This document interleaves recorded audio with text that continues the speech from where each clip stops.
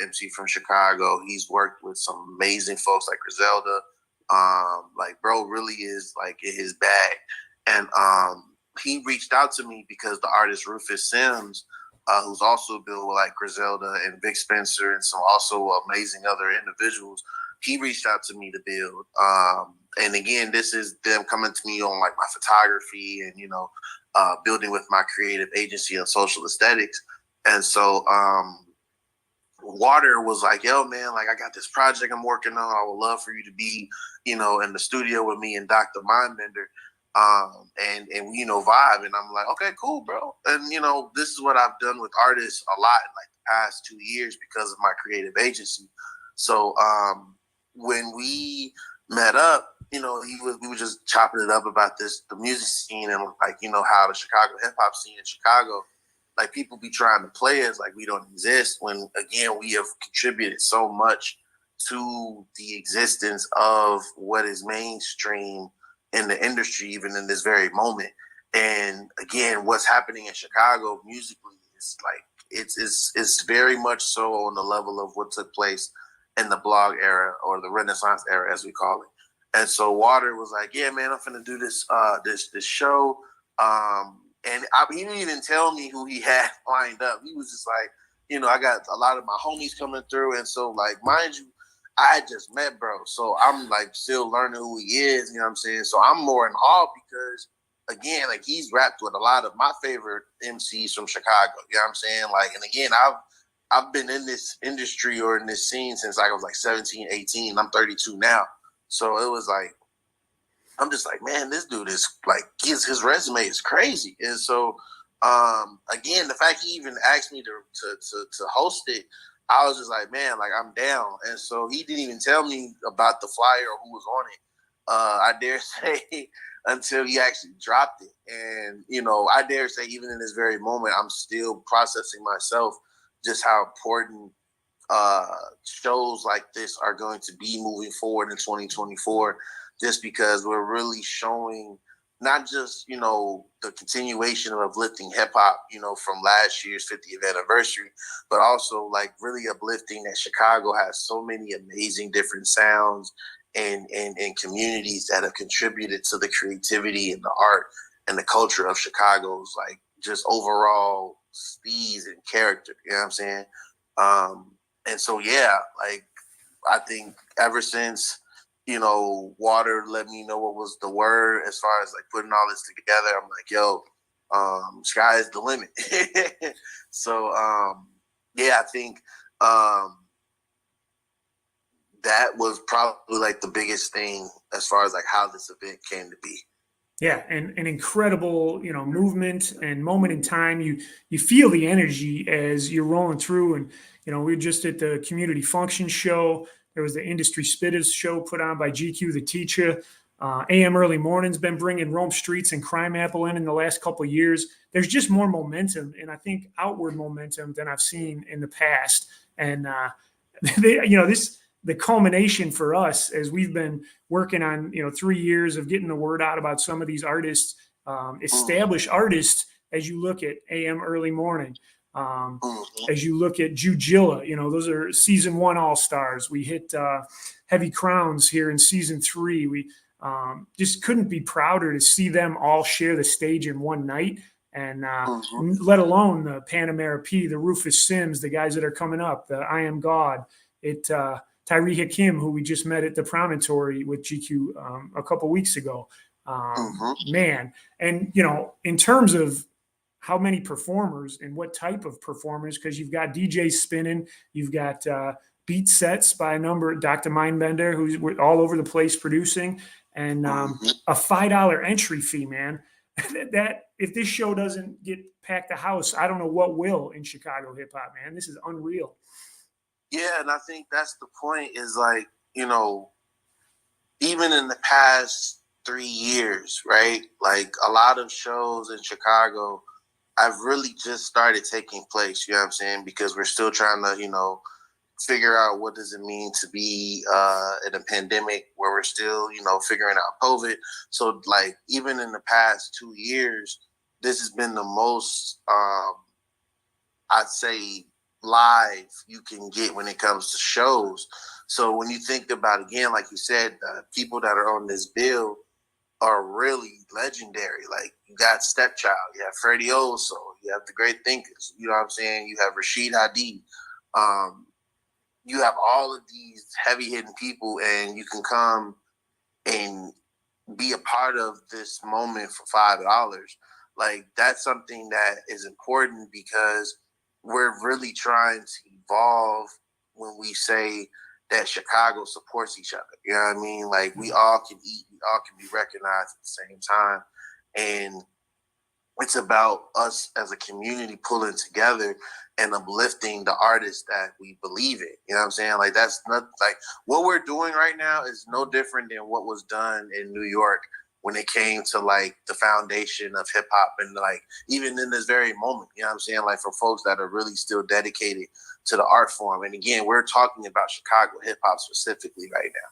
You know what I'm saying? And it's like, again, these people that we're mentioning truly are some of Chicago's very best when it comes to MCs that really can rock a mic and can keep going. You feel me?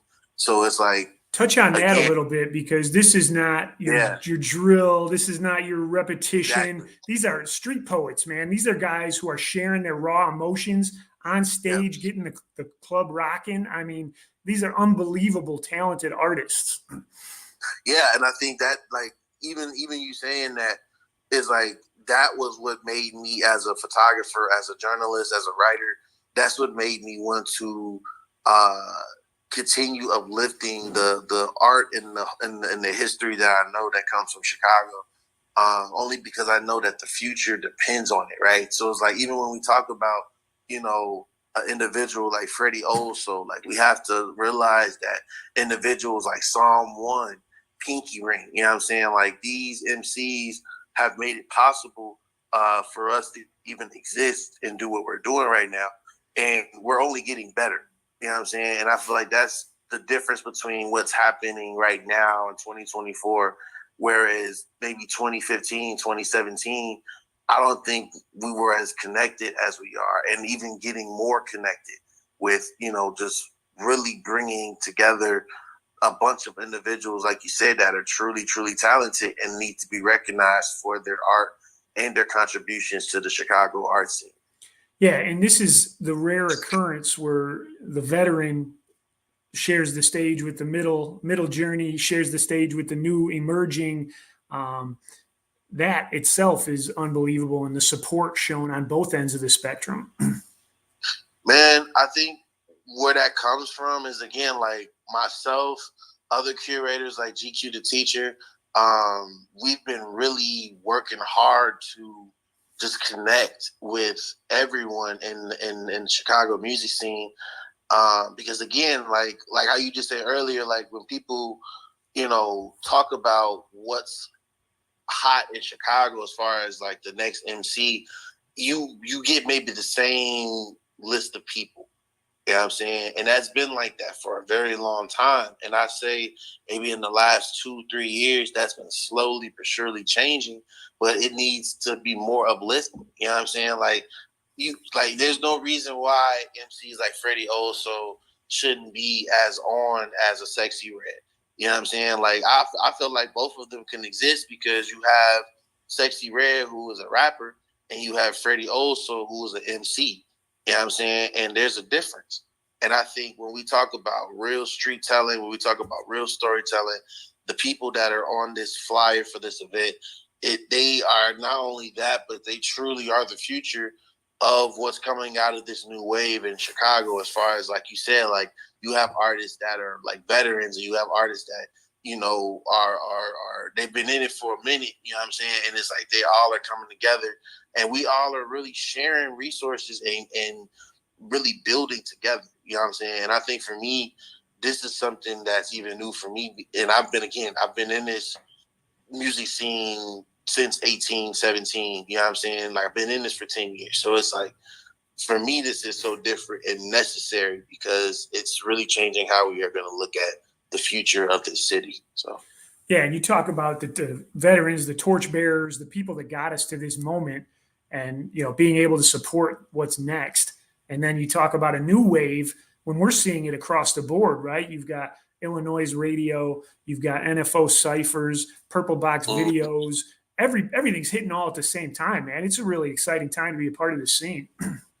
Yeah, and I think the reason why is because we're realizing that again when we think about New York and Cali. And I think I've said this on Real Ones, but these other spaces, they have A&Rs, they have record labels, they have gallery curators, they have folks that are just in the streets looking for the next. You know what I'm saying? And I feel like Chicago, we've been very stingy with trying to do that and being willing to share our resources with one another.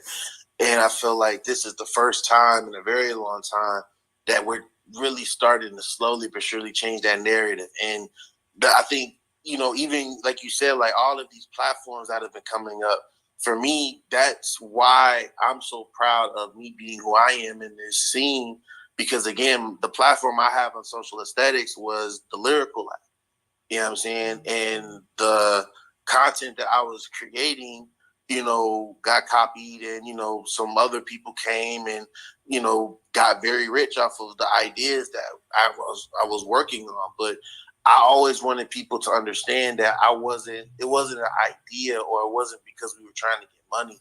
We were running this website because we really loved the music that was coming out of Chicago. Like, we were so excited when Chance the Rapper was putting out Acid Rap, putting out 10 Day, and Tink was working with Timbaland, and Dreezy is getting signed, and Lily K is working with Tidal. Like, all of these legendary moments, like, there has never really been platforms that, like, there were platforms back then, but there weren't enough platforms that were really documenting the moments that are like gonna let you know who's the next. You know what I'm saying? And I feel like, and even in the last 3 years, like my own platform on social aesthetics, Real Ones, these days, the Ghetto Flower, What's the Word, True Star Magazine, like all of these platforms are starting to see that if we all can come together, we can all really build and really create the infrastructure that Chicago's never had. Because that's the biggest reason why you don't hear about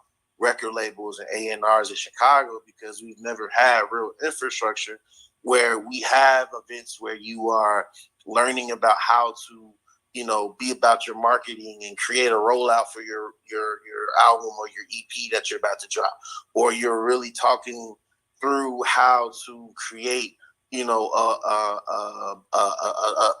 headlining show for yourself. You know what I'm saying? Or you're learning how to look for a booking agent, you know what I'm saying? Or look into PR, and all these different things that takes all of these different things that are very needed to become an artist and be one that can be recognized. You know what I'm saying? And I feel like all of those things are truly happening and taking place right now.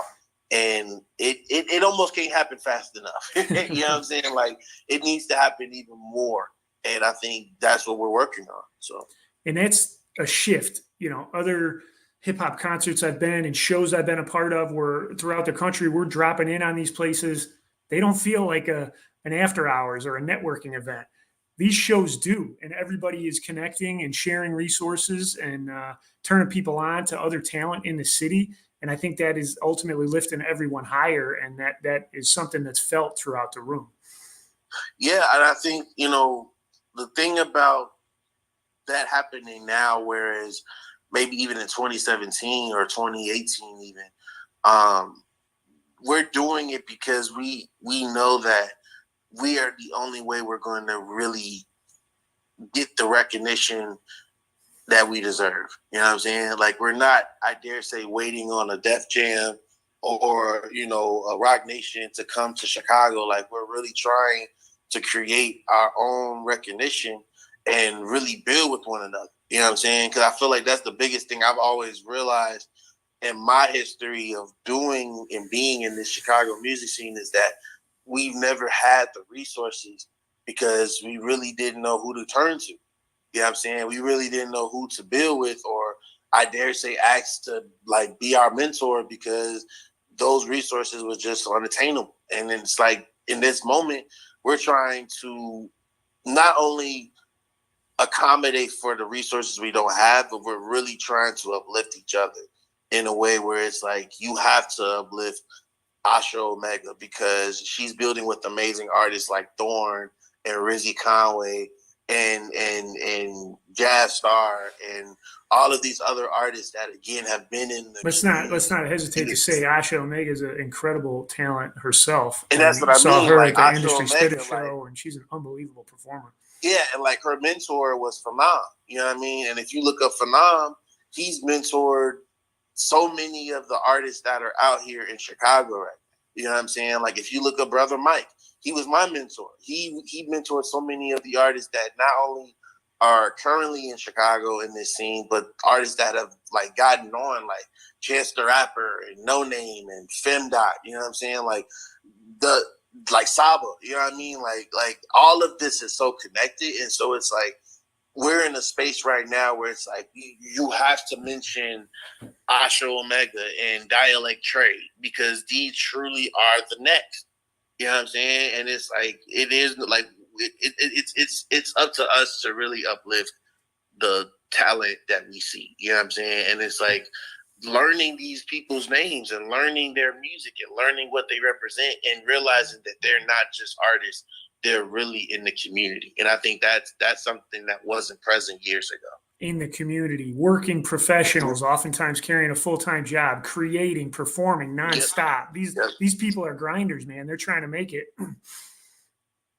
No, that's exactly what, and I think even myself, you know what I'm saying? Like I often forget how much I've put into, not even just like uplifting other artists, but how much I've put into myself, becoming my own artist as a photographer and as a writer, and realizing that I've always gravitated to Chicago because we truly are some of the very coldest creatives you're going to get. And we are kind of like the world's best kept secret. You know what I mean? And it's like, there's a hashtag Chicago never forgot how to rap. Are you kidding me? That's how disrespected the scene feels. Like we've been here, we've been creating, we've been spitting. Where y'all been?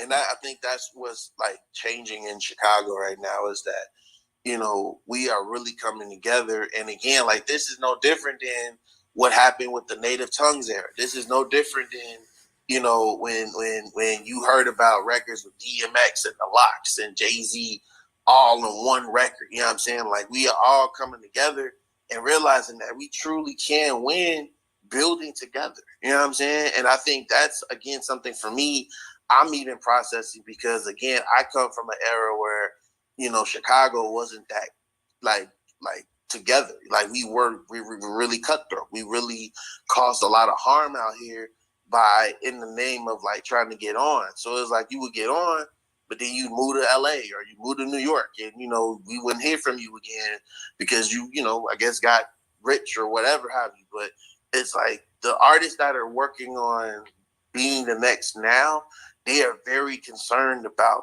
the next. They are very concerned about the little homies and the youth that they know are being inspired by what they're doing. Because a lot of these people that are following us are youth that were watching us, protest in the streets, you know what I'm saying? And lift our voices during the George Floyd riots. Like these are the same very youth that are looking up to us. And I think, again, the artists that are very present right now, like myself, Heavy Crowns, Kane by Dean, like we're very concerned about the presence of Inglewood and Thule Park and all of these very well-known Black communities because we want to look back a year from now and know that the city is getting better. Like we can say that the food deserts that exist in these neighborhoods don't exist anymore because we're bringing as much like upliftment about it as we can. You know what I'm saying? And I think that's what it's always been about and what we're pushing right now. I'm going to interrupt you just there, Isaiah. You mentioned it as it's close to our heart. We're trying to put 100,000 seed kits in people's hands, 100K in 10 years. Register at Beats Beds Browns. We'll send you a free seed kit. We think that nobody should be going hungry in today's environment. That's why we mix the emerging hip hop artists, the raised gardening beds to commercial agriculture, as well as tipping one back to celebrate with some fine bourbon and distilled beverages. So beatsbedsbrowns.com, tap in, get your free seed kit. Whether you've got acres or a coffee can to start, we get you started with a free seed kit. And again, I talked to Heavy this season, and I know planting seeds has numerous meanings for him. As you look at planting seeds in the community and talking about community gardens, planting seeds in the industry and making sure to foster those connections, you talked a little bit about where the industry has been historically. Talk to me about your relationship or your crossing paths with the Chicago Hip Hop Heritage Museum and what it means to you to have that documented history throughout Chicago, and what a great job they've done curating exhibits. You know what's crazy is I actually just learned about them. And it's so crazy because I feel like Chicago is a space where you can live. Because I'm born and raised from Chicago. I feel like I still get culture shocks all the time. And I think the Chicago History Museum actually found me on social media. Nice. And I was like shocked because I didn't even realize that that was a thing that existed. And so it was like, I think they invited me out. NFO Films was shooting a cipher there. And I didn't even get a chance to go through the entire museum. But like they welcomed me and they were like, hey, wait, can you come back and take a picture in the space? Because we really appreciate the work that you've done. And I'm just like, how do y'all even know about who I am? And I sometimes forget that, you know, what I do is very connected to not just the organizing community in Chicago, but the music scene in Chicago as well. And I think for me, you know, throughout the entire blog era, I was pretty much homeless when I was working on the Lyrical Lab. So it was like when I was talking about, you know, Saba and Chance the Rapper and Lucky X and all of these people that have, you know, become like amazing legends. It was hitting harder for me because I was learning how to exist and actually like not feel ashamed because I didn't know who I was. Because I feel like in that moment, I was very much so trying to figure out who I was. And I wasn't taking seriously that I was a writer that was talking about things that I didn't even think would be relevant anymore. You know what I'm saying? Like it was a time where I really thought that the experiences I've had in Chicago's music scene and organizing scene were not important to anybody but me. You know what I'm saying? And even in the past 3 years, I've been shown like every day just how important like my voice is and my connection to our city's music. Because I've always felt a very special love to Chicago's music scene, kind of on some like Love Jones, Brown Sugar type shit. You know what I'm saying? Like I've always truly loved, you know, saying that I can like tell you about Chicago artists that no one else knows about, and they are actually like amazing with what they do. And again, True Star Magazine, you know, they were the reason why, you know, 18 years old, 17 years old, I'm interviewing KRS-One and Raekwon from Wu-Tang Clan as I'm being snuck through the shrine, you know, when it used to exist in Chicago to do that. So it was like, you know, coming from Harlan, which is like not the best, you know, CPS high school, I really was understanding that what I was doing and even being a part of was not normal. Like these things were very special. Like Vic Spencer is the reason why I'm even in the Chicago music scene and people know who I am, because like he literally took a chance on me. Like I was like 18, 19 years old, like, and I was working at Power 92 at the time. And I think this was like Twitter early days. And so I was just like, man, it'd be cool if I could interview Vic Spencer. And he was like, yeah, bro, I'll pull up. And I'm just like, what? It's that easy to, you know, check in? And like, it wasn't. But like Vic Spencer was just always a special, like, he's just a gem. Unique because talent, he never tried to hold back on the culture. You know what I'm saying? He pulled up on me. You know what I'm saying? Like, this is when I lived right across the street from Twilly Park. Him and his homie, like, he rolled up a Swisher Suite, and he just got the breaking down kids in the hall and, you know, knowledge and, like, the cool kids and, you know, the Vic Mensa. And, like, this is before Save Money was even a thing. Like, he was really breaking down to me, like, you know, just the connections with Twista and Common. And I'm just like, I'm just blown away because I'm just like, damn, like, this is insane. And so it was like, because of conversations like that, it just always made me realize that what I was doing, as far as the photos I've taken of certain artists and the people that I've built with, even in this moment, it's all building into the future foundation of what Chicago will be known for, as far as real creativity and art. You know what I'm saying? And for me, that's always been important. Well, and more importantly, it's the journey, not the destination. You are the steps along the top of the pyramid to be able to say that we have a strong foundation and to be able to document that and share that for future consumption and so that people know, right? I'm a firm believer that you have to know where you've been to know where you're going. And if you don't share that information, then it's just lost to the ether. So we appreciate all of the sharing that you're doing. Again, looks like we lost Isaiah. If you're sitting there watching, beatsbedsbrowns.com, get your free seed kit. Mark your calendars, February 10th, the Renaissance of the Culture at Subterranean, 9 p.m. to 2 a.m. A $5 ticket gets you into some of the top hip-hop performers throughout Chicagoland. You got Rufus Sims, Panamera P, Jude Gilla, AM Early Morning, Vic Spencer, Dr. Mindbender. There's going to be some beat sets. Isaiah, who we're speaking with today, is going to host alongside Shabazza. This is going to be a show that you don't want to miss. Talk to me a little bit about your co-host and what you guys got dialed up for us on the 10th. Yeah, man. So it's funny enough, we had a conversation. I just had a conversation with Shabazza and Water the other day, and we were just having a good conversation about how the connections that are happening with this show are so important, because, again, we're really shedding light on what does it mean to build with the younger generation and build with the veterans. Like, what does it mean to build with your OGs? You know what I'm saying? Like, what does it mean to be giving your flowers right now in the meantime as we're building towards a bigger goal? You know what I'm saying? And I think that's going to be what we really are going to be making emphasis on with this show.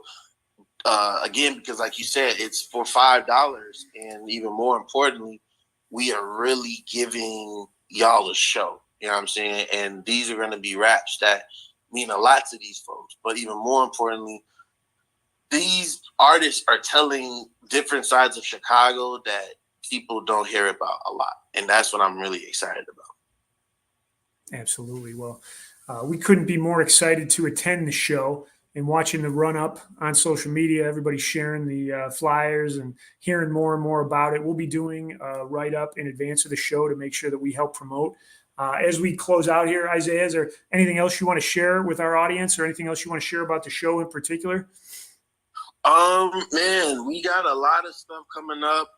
So for anyone that's watching, please follow on Instagram, Unsocial Aesthetics. So that's Unsocial AES. You can follow me, Thought Poet. So Thought Poet, the number 77. And a great history of records to listen to from Chicago artists is a series that you've put on, and is a highly popular segment. So maybe talk a little bit about that. Yeah, that honestly just came about with me just, realizing that when I think about naming a bunch of artists that I could listen to from Chicago, I tend to have a lot of artists. And so I realized that, with TikTok being a thing, a lot of people weren't doing that. You know what I'm saying? And again, I'm not even trying to get viral with it, but I was like, damn, like, you got people doing music reviews, and they're talking about boom bap, and they're talking about neo soul and jazz and all these other genres of music, but it's like I wasn't hearing a lot of Chicago musicians for real. So I was just like, fuck it, I'll just, excuse my French, I'm gonna just I'm gonna just create my own series. And it really just came with me naming off records that I would listen to for real at the crib when I'm sad or clean up, or like these records mean a lot to me, because not only are they cold, but they're artists from Chicago that I know that are like in present time building community and just trying to make a difference, and they're just telling their experiences through these amazing records. And so, yeah, I think anybody, because I know sometimes it'll be like maybe 20, 30, 40 people that'll like or share, and then it'll be 100 people on Instagram, and TikTok is his own thing. But like for whoever listens or comments, I be looking at those and I be like, damn, like y'all really looking at it, y'all really rocking with it. You know what I'm saying? And people have even said like, yo, like I've looked up the music you talked about and you put me on the ooh, and I'm just like, man, like that's what's up. And that feels good as a curator of content like that. And let me tell you, as this show comes around, you go to a large stadium concert like at United Center. Everybody knows the words. Everybody's rocking in unison. That's a vibe. You come to a show like this and those artists' tracks. It's like he's singing, she's singing directly to you in a room full of people that all the words. It is the greatest fan experience in the world to be at these small shows. And, what I like to see is that crowd of people who know it grow. So you're on the come up, and to be able to be a part of that is something unique and special as well. Yeah, man. I think in real time, that's what gives me like this is what keeps me up at night. Just thinking about the future of what Chicago is when it comes to this music and this art and this community, and realizing that it is changing, and not even that I'm doing anything that's contributing to it, but the fact that it's changing where people are actually like embracing it. It's like I know I have done my part, and I know I'm going to continue to do my part, but I think that's the biggest thing I want is for people to realize that the more that people are starting to believe in what we're doing and what we're trying to build into, that's how we really make change. And that's how we're going to keep making change. So. Absolutely, Isaiah. Well, I appreciate your time at Thought Poet 77 or Unsocial Aesthetic. Appreciate you investing time in this community and continuing to invest time in your community. Those efforts are flowering, and I can't wait to see more at the show on February 10th. Again, Renaissance of Culture, Sub T, 9 p.m. to 2 a.m., $5 show. Don't miss it. Thanks again, Isaiah. I appreciate it. Peace, y'all. All right. That was Beats, Beds, and Browns live with at Thought Poet 77, Isaiah, who's co-hosting with Shabazza, the Renaissance of Culture show, February 10th, 9 p.m. to 2 a.m., $5 at Sub T, Subterranean. Be there. It's going to be a movement.